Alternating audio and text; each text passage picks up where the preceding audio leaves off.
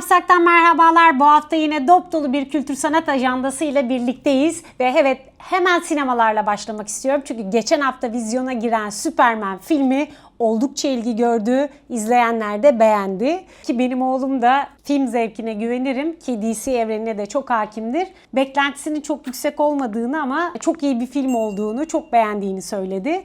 Daha sonra aldığım diğer yorumlarda aynı şekildeydi. Henüz ben izlemedim ama Superman, yani DC sinematik evreninin kaderini belirleyecek nitelikte yeni bir Superman filmi olarak tanımlanıyor. James Gunn'ın yönetmenliğinde çekilen filmde David Corenswet de başrolü oynuyor. Çok beğenildi. Aklınızda olsun, sinemalarda beyaz perdede izlemeyi seviyorsanız, büyük ekranda izlemeyi seviyorsanız sinemalardayken bence Superman'i kaçırmayın derim. Ben de kaçırmayacağım inşallah. Ve yine beyaz perdede Brad Pitt seviyorsanız hala devam ediyor F1 vizyonda. O da bence sinemada izlenmesi gereken filmlerden bir tanesi. Sinemada izlenmesi gereken filmlerden bir tanesi de hazır vizyondayken bence bunu da kaçırmayın. Jurassic World Yeniden Doğuş vizyonda. Bu da özellikle de yazın bu sıcak günlerinde serin serin sinemalarda güzel güzel filmler izlenebilir diye düşünüyorum. Sinemalara bir öneri de bu hafta vizyona girecek filmlerden bir tanesi. 90'ların ikonik gençlik filmi Geçen Yaz Ne Yaptığını Biliyorum. Evet, siz de benim gibi 90'larda gençseniz, 90'larda çocuksanız bu filmi hatırlarsınız. Bu sefer yeni nesil oyuncular ve orijinal kadrosuyla sinemalara geliyor. Geçen Yaz Ne Yaptığını Biliyorum. 18 Temmuz'da vizyonda, bunu da hatırlatmış olalım. Tabii 90'lar deyince, çocukluk deyince bu hafta vizyona giren bir filmi daha hatırlatmak istiyorum. Şirinler. Evet, Şirinleri kim sevmez ki? Şirinler filmi de bu hafta vizyonda. Evet, vizyon dedik, evde ne izlesek dedik ama bir de sinema festivallerine ve açık hava film gösterimlerine bakalım istiyorum. Yazın yapılacak, hep söylediğim gibi, en iyi şeylerden biri herhalde açık havada müzik dinlemek, film izlemek, yazın tadını çıkarmak elimizden geldiğince. Ve 5. Sinema-Ada Film Festivali 23-27 Temmuz'da Büyükada, Heybeliada ve Paşabahçe vapurunda gerçekleşecek. Bu yıl 5.'si gerçekleşecek Sinema-Ada Film Festivali'nde En Sevdiğim Pastam, Büyük Kuşatma, Gecenin Kıyısı gibi filmler, Serra Yılmaz, Özcan Alper, Ece Yaşar gibi isimlerle söyleşiler, Tülin Özen moderatörlüğünde Pelin Esmer'le Ustalık Sınıfı ve Çocuk Matinesi programları sinema severlerle buluşacak. Yani sadece filmler değil, böyle bahsettiğim gibi konuşmalar, ustalık sınıfları gibi pek çok farklı etkinlikle de Adalılarla, İstanbullularla 5. kez Sinema-Ada Film Festivali buluşuyor. Festival 5. yılında, yani bu yıl İstanbul Sinema Ofisi Seyirci Özel Ödülünü de programına ekliyor ve böylece seyirciyi de festivalin içine daha çok katmayı hedefliyor. Ve sürpriz mekanlardan bir tanesi de başta da söylediğim gibi Paşabahçe Vapuru bu yıl yine eklendi 5. Ada Film Festivali'ne. Adalılara açık havada film izleme imkanı ve keyfi sunan 5. Ada Film Festivali, Özcan Alper'in yönetmenliğini üstlendiği Bölük Pörçük bir Tuncel Kurtiz biyografisi filmiyle açılacak. Büyükada, Taşmektep ve Heybeliada Değirmenburnu Parkı'nda düzenlenen gösterimlerde Su Yüzü, Gülizar, Hakkı, Gecenin Kıyısı, Döngü, Ölü Mevsim, Biz Radyoyu Çok Sevdik, Büyük Kuşatma ve En Sevdiğim Pastam filmleri seyirciyle buluşacak. Ayrıca Sinema-Ada Film Festivali çocukları da unutmamış ve her gün saat 16'da Büyükada Taşmektep'te çocuk filmleri de gösterilecek. Paşabahçe Vapuru ise festivalin ilk gününde Yeşilçam'la Yolculuk başlığıyla Gülen Gözler ve Tosun Paşa filmlerinin gösterimlerine ev sahipliği yapacak.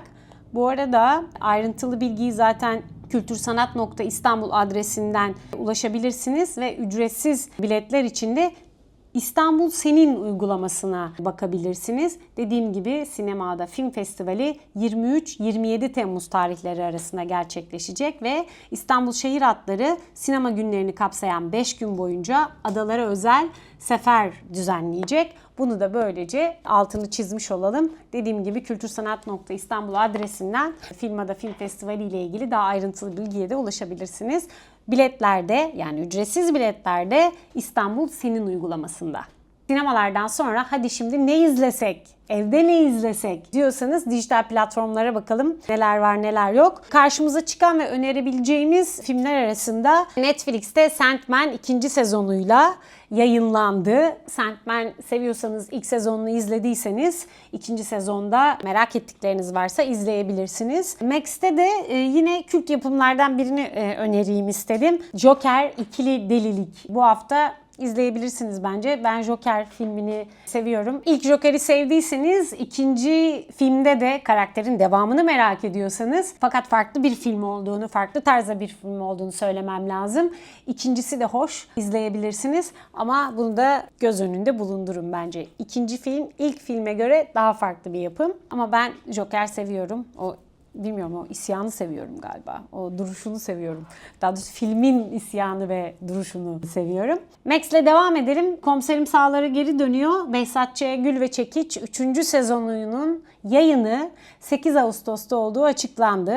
Önümüzdeki günlerde artık komiserimi yakalayamayız. Çok yoğundur, işi başından aşkındır. Ama Canan Ergüder'i belki yakalayabiliriz. Kendi çekim günlerimizle de uydurabilirsek. Çünkü sürekli İstanbul'a gelip gidiyor, bu ara yoğunlar.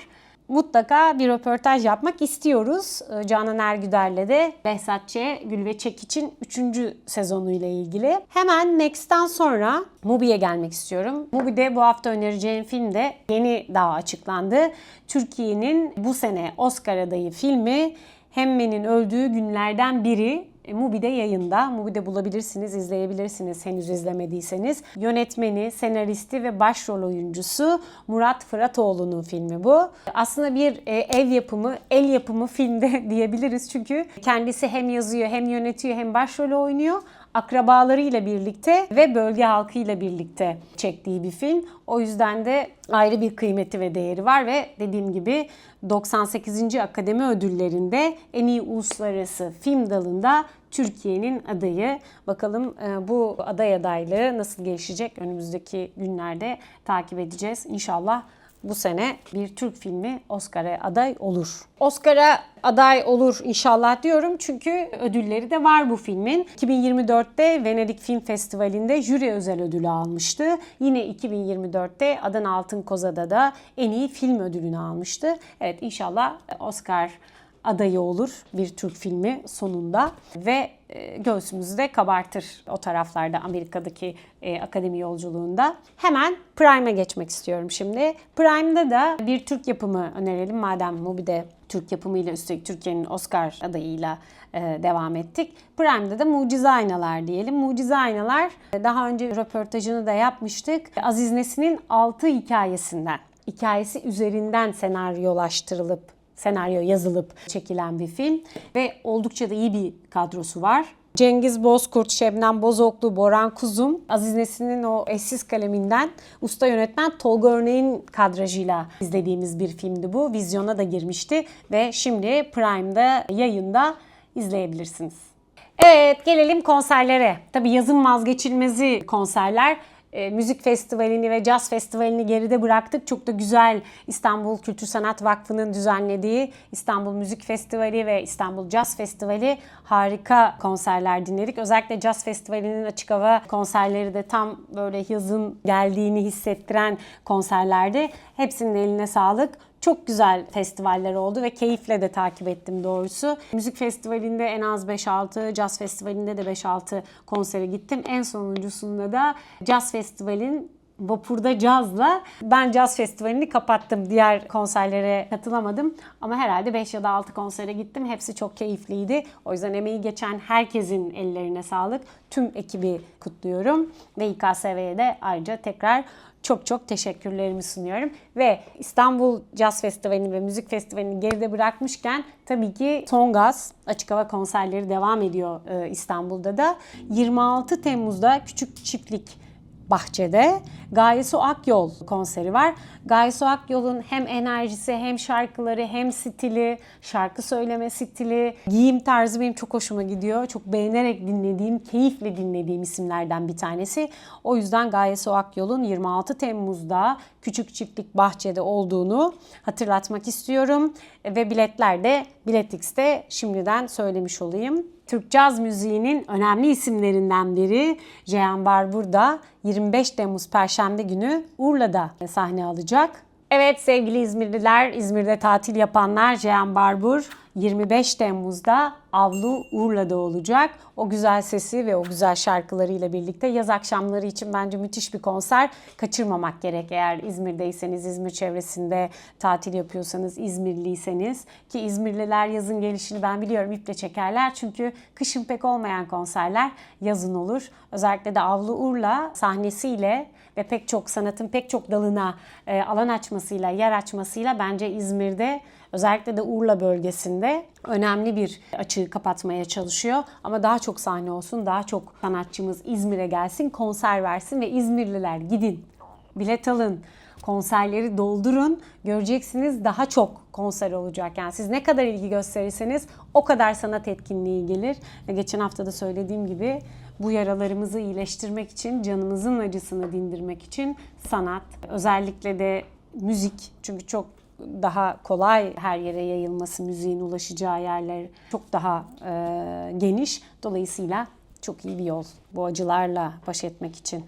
Evet, başka neler var? Hemen bakalım. Ve Küçük Çiftlik Park'taki başka bir konseri daha hatırlatalım. Geçen haftalarda söylemiştik ama Dream Theater 27 Temmuz'da Küçük Çiftlik Park'ta olacak. Hala biletler satışta. Gitmek istiyorsanız bence acele edin çünkü İstanbul'da çok hayranı var. Tabii dediğim gibi yaz demek açık hava konserleri demek bir taraftan da. Açık hava tiyatrosundaki, yani Harbiye Cemil Topuzlu Açık Hava Tiyatrosu'ndaki konserlerde biliyorsunuz çok önemlidir ve Harbiye'de açık havada konser vermek, Harbiye Açık Hava Tiyatrosu'nda konser vermek de önemli bir şeydir. Üstelik 2 gece, 3 gece, 5 gece arka arkaya vermek çok çok önemli bir şeydir ve herkese de nasip olmaz. Bu yıl BKM organizasyonuyla 2 gece üst üste konser verecek isimlerden bir tanesi de Melike Şahin. Geçen yıllarda da Harbiye'yi doldurmuş ve bu ününün, bu şarkılarının ve seyircinin de hakkını vermişti doğrusu.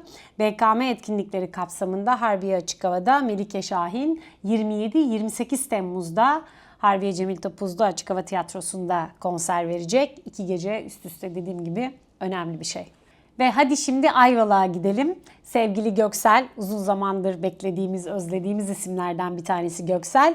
23 Temmuz'da Ayvalık'ta Ayvalık Amfiteyatro'da olacak ve güzel bir konser bizi bekliyor diye düşünüyorum Ayvalık'ta. Bence sezonun farklı konserlerinden bir tanesi de 25 Temmuz'da Küçük Çiftlik Park'ta gerçekleşecek Satchway Band konseri. Joe Satriani ve Steve Vai'nin sahne alacağı bu konser artı bir sunar kapsamında 25 Temmuz'da Küçük Çiftlik Park'ta, meraklılarına duyurulur. Açık hava konserlerinin İstanbul'da keyifle gerçekleştirildiği yerlerden bir tanesi de Sivis Otel'in içerisindeki Sultan Park ve bu sezonda FIBA Banka ile Yaz Sahneleri projesi kapsamında birçok sanatçımız orada konser alacak. Onlardan bir tanesi de Ayşegül Aldınç. Ayşegül Aldınç'ın sahnesi gerçekten muhteşemdir.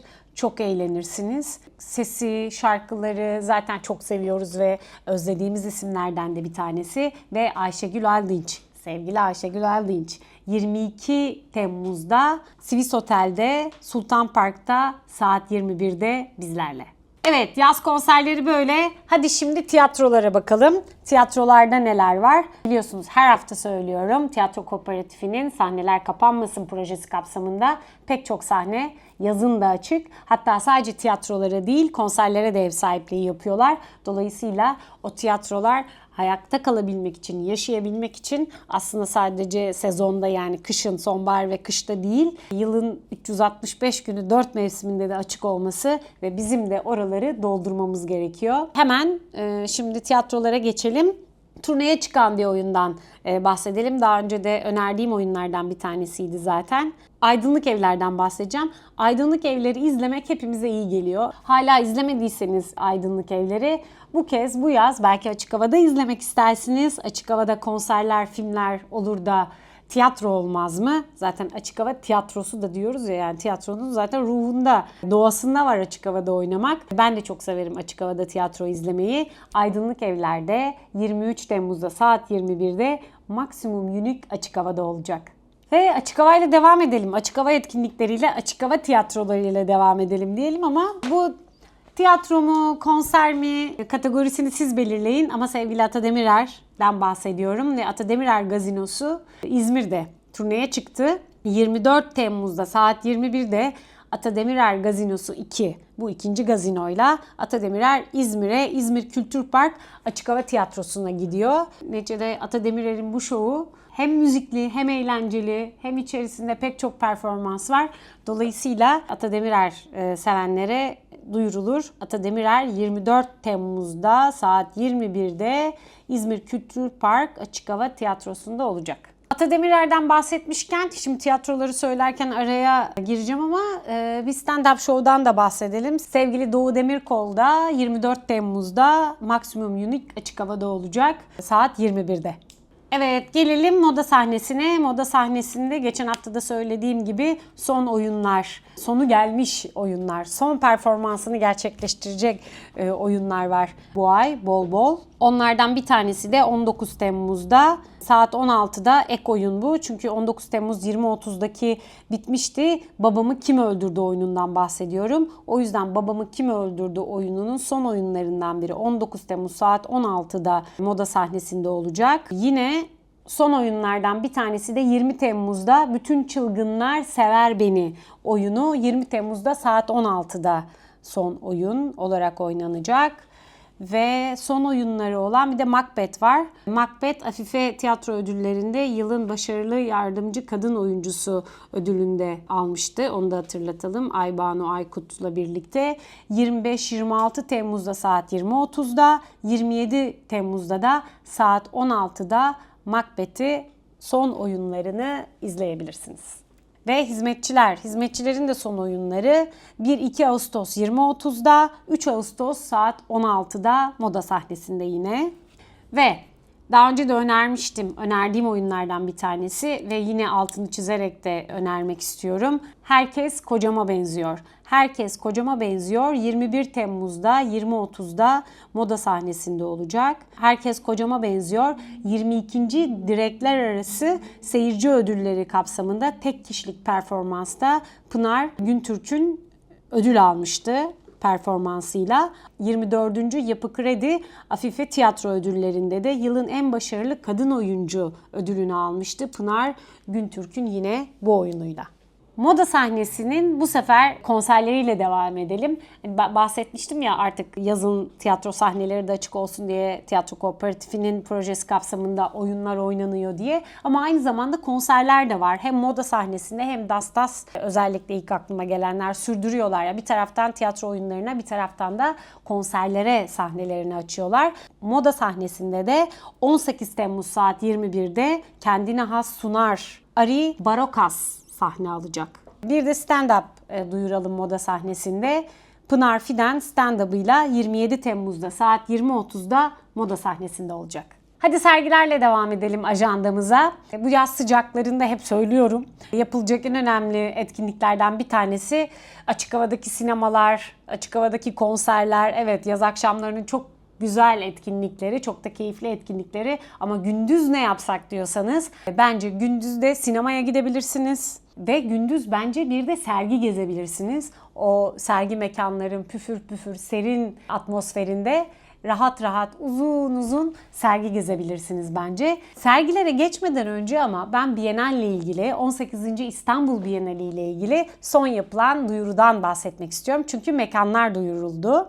Daha önce de söylemiştik, daha önceki haftalarda biliyorsunuz, 18. İstanbul Bienali 3 ayaklı kedi başlığıyla 20 Eylül 23 Kasım 2025 tarihleri arasında gerçekleştirilecek. Bienal kapsamında 40'ın üzerinde sanatçının eserleri Beyoğlu Karaköy hattında 8 farklı mekanda görülebilecek. Evet, 8 farklı mekanda 2025'te başlayacak 18. İstanbul Bienali 3 ayaklı olarak gerçekleştiriliyor. O yüzden zaten bir taraftan da adı 3 ayaklı kedi. Yani başlığı 3 ayaklı kedi ve birbirine yürüyüş mesafesinde yakın mekanlar bunlar. Yani Beyoğlu'ndan ya da Karaköy'den başlayıp bu 8 mekanı ard arda ziyaret edebileceğiz. Tabii bu 8 mekan hangileri derseniz Galata Rum Okulu, ve ilk kez Karaköy'de yeniden gün yüzüne çıkan ve bir yapı olarak izleyicilere kapılarını ilk kez açacak olan Zihni Han ve Zihni Han'ın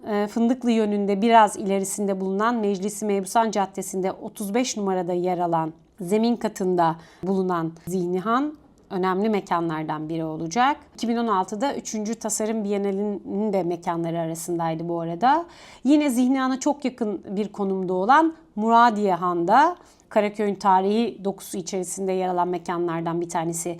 Onda da Bienal dahilinde sergiler gerçekleşecek. Ve Muradiye Han'ın Zihni Han'a çok yakın mesafede olan, belirttiğim gibi Muradiye Han da Karaköy'ün o tarihi dokusu içerisinde Bienal kapsamında olan mekanlardan bir tanesi. Ve Muradiye Han'ın tam karşısında bulunan bugünkü adıyla Galeri 77 de Bienal rotasındaki duraklardan bir tanesi. Yine aynı civarlarda yer alan, bir zamanlar şekerleme ve dondurma külahı üretimi yapılan külah fabrikası da 18. İstanbul Bienali'nin sanat mekanlarından biri haline geldi. Ve eski Fransız yetimhanesi de yine Bienal kapsamında kullanılacak sanat mekanlarından bir tanesi. Ve Elhamra Han da Bienal'in İstiklal Caddesi üzerinde Osmanlı ve Avrupa mimari unsurlarını harmanlayan gösterişli mekanlarından biri de Elhamra Han, Bienal kapsamında sergi mekanlarından biri. Evet, hazır 18. İstanbul Bienali kapsamında sergi mekanı olarak kullanılacak Galeri 77'nin adını anmışken, Galeri 77 Bienale kadar da çeşitli sergilerle bizleri ağırlayacak zaten. Şu anda Galeri 77'de yazın enerjisini ve ışığını sanatla buluşturan bir sergi var. Gün Dönümü sergisi. Gün Dönümü sergisi 3 Temmuz'da açılmıştı. 23 Ağustos'a kadar devam edecek. Güneşin en tepede olduğu yaz gün dönümünün ışığı altında eski kültürlerin hasat ve yenilenme kutlamalarının çağrıştırıldığı bir sergi olarak tanımlanıyor. Ve Mutlu Aksu, Narek Azumanyan, Roman Babakanian, Hakan Çınar, Vahram Davtyan, Gago, Sedat Girgin, Sam Grigoryan, Edgar Grigoryan, Hakan Gürbüzer, Vav Hakopyan, Sarkis Hamalbaşyan, Mehmet Resul Kaçar, Mesut Karakış, İlker Kayalı, Taron Marukyan, Sergey Narazyan, Armen Roç ve Kirkor Sağakoğlu'nun birbirinden çarpıcı eserleri Galeri 77'de 23 Ağustos'a kadar görülebilir. Serginin ismi de çok güzel, tekrar hatırlatalım. Gün Dönümü sergisi. Galeri 77'deki Gün Dönümü sergisi 23 Ağustos'a kadar görülebilir. Tabii İstanbul'da yaz sıcaklarında sergi çok dedim, görülebilecek çok da sergi var dedim. Evet, bunların en kolay ulaşılabilirlerinden bazıları da İBB Kültür, İBB Miras işbirliğiyle şehrin farklı noktalarında düzenlenen ücretsiz sergiler. Ücretsiz olması ayrıca çok kıymetli. Bu konsepte kültürsanat.istanbul adresinden ve sosyal medya hesaplarından bu sergilerle ilgili bilgilere ulaşabilirsiniz ama hızlıca bu sergileri tekrar hatırlatmak istiyorum ben. Kayıp Alfabe Art İstanbul Fesane'de 20 Eylül'e kadar görülebilir. Troya Destanı Kumaşlarda Saklı Zaman 25 Temmuz'a kadar Bakırköy Sanat'ta görülebilir. Işık Puton Bebek Sarnıcı'nda 15 Ocak 2026'ya kadar görülebilir. Magnum İstanbul'da İnsan Hakları Olanlar Olmayanlar sergisi Bulgur Palas'ta 3 Eylül'e kadar görülebilir. Solobotler Burhan Uygur sergisi Kasabotler'de 24 Ağustos'a kadar görülebilir. Sudan Sebepler Cendere Sanat Müzesi'nde 26 Haziran'a kadar görülebilir. Boşluk Çubuklu Silolar'da 31 Ağustos'a kadar görülebilir. Metalist Vahdet Gülhane Sarnıcı'nda görebilirsiniz. Bu sayılmaz Taş Kağıt Metal Çizgi Yağmurları Haliç Sanat'ta 1, 2, 3. galeride 26 Ekim'e kadar görülebilir. Şehrin İtirazı Mecidiyeköy Sanat'ta 14 Eylül'e kadar görülebilir. Hatıra Kurucular Metrohan'da 31 Ağustos'a kadar görülebilir. Ses ve Sessizlik yine Metrohan'da 31 Ağustos'a kadar görülebilir. Karanlıkta Akan Bir Yıldız Mustafa Kemal Atatürk sergisi Müze Gazhane'de 3 Ağustos'a kadar görülebilir. Dışarısı Büyüyor Taş Mektep'te 7 Eylül'e kadar görülebilir ve böylece ücretsiz gezebileceğiniz İstanbul Büyükşehir Belediyesi'nin desteklediği sergileri de sıralamış oldum. Sergiler çok güzel, çok keyifli sergiler var İstanbul'da. Bunları gezmek çok kıymetli, çok güzel ama bir de atölye çalışmaları var. Hem büyükler için hem de çocuklar için. Bunların da sergileri anlamada ve anlatmakta, içselleştirmekte çok önemli olduğunu düşünüyorum ve mümkün olduğunca da Ne Yapsak ajandasına yer vermek istiyorum. Müzelerde gerçekleşen bu konuşmalar, atölye çalışmaları, talkslarda öne çıkanlardan bazıları da İş Bankası Resim Heykel Müzesi'nde Black Box salonunda yaz konferansları adı altında gerçekleşiyor şu anda ve 2 Ağustos'ta Minyatür ve Türk Resminin Başlangıcı Profesör Doktor Tarkan Okçuoğlu'nun bir konferansı var. Yine 9 Ağustos'ta Mücevher üzerinden tarih okuması Profesör Doktor Gül İrepoğlu. Gül hocam çok güzel anlatır. Bunu daha önce ben katılmıştım mücevherle ilgili bir konferansına. Çok etkileyiciydi gerçekten. Vaktiniz varsa hepsi çok güzel ama ben buna daha önce katıldığım için not düşmek istedim. 16 Ağustos'ta da batılı anlamda Türk resminin başlangıcı Doçent Doktor Seda Yavuz'un konferansı. 23 Ağustos'ta Çağdaş Türk Resmi öğretim görevlisi Doktor Ali Kayaalp'in konferansı ve 30 Ağustos'ta da Batı sanatında Türk resminin yeri öğretim üyesi Doktor Osman Erden'in konferansı. Hepsi çok güzel, çok kıymetli. Bunlar için de şimdiden İş Sanat'ın sosyal medya hesaplarına girip kaydınızı yaptırabilirsiniz. İş Sanat'ın çocuklar için de pek çok etkinliği var, pek çok atölye çalışması var. Hızlıca onları da söylemek istiyorum. 24-25 Temmuz'da Türkiye İş Bankası Müzesi'nde 24 Temmuz Perşembe günü saat 11'de rengarenk taçlar 4-7 yaş çocuklar için. Yine 24 Temmuz Perşembe günü işte bütçem saat 14'te 8-12 yaş çocuklar için. 25 Temmuz Cuma saat 11'de Dünyanın Parası 8-12 yaş çocuklar için.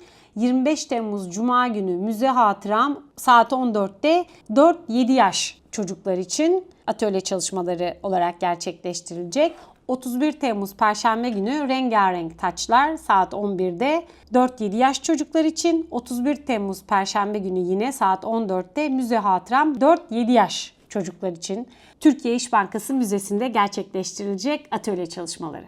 Hem çocuklar hem de büyükler için atölye çalışmaları gerçekleştiren müzelerden bir tanesi de İstanbul Modern. İstanbul Modern'in 15-20 Temmuz tarihleri arasında çeşitli saatlerde 10.30'dan başlayarak 10.30, 13, 13.30, 14.30 gibi saatlerde gerçekleşecek hem büyükler için hem de çocuklar için atölye çalışmaları var. Daha ayrıntılı bilgiyi müzenin sosyal medya hesaplarından ve internet adresinden ulaşabilirsiniz. Burada açıklamaya kalksam çok uzun zaman alacak ama haftaya İstanbul Modern'in de atölyelerini ayrıntılı olarak inceleriz. Ne Yapsak kapatmadan önce iki güzel haberi de paylaşmak istiyorum. Türkiye'nin caz yıldızları St. Petersburg'da sahne almaya hazırlanıyor. Bu haberi duyunca çok sevindim doğrusu. Ferit Otman ve Akra Jazz Band 25 Temmuz'da St. Petersburg Jazz Festivali'nde sahne alacakmış. Ne kadar güzel. Buna çok sevindim. Bir başka güzel haber de yine açıklandı.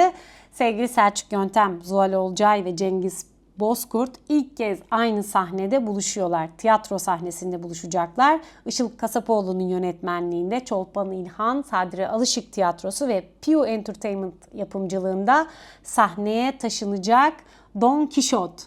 Evet, Selçuk Yöntem, Zuhal Olcay ve Cengiz Bozkurt Don Kişot oyununda aynı sahneyi paylaşacaklar ve sezonun şimdiden iddialı yapımlarından biri olduğunu herhalde söylemeye gerek yok. Ve geniş bir kadroyla çalışacaklar ve bir müzikal projesi bu arada. 30 kişilik oyuncu ve dansçı kadrosu, 15 kişilik canlı orkestrası olacakmış. Don Kişot oyununun heyecanla bekliyoruz Don Kişot'u da. Evet, bizden daha anlatacak çok etkinlik var ama bizden bu haftalık bu kadar. Daha da uzun zaten nasıl izleyeceksiniz? Haftaya görüşmek üzere. İyi haftalar. Tabii abone olmayı unutmuyorsunuz. Ben bunu söylemeyi unutuyorum ama siz unutmayın.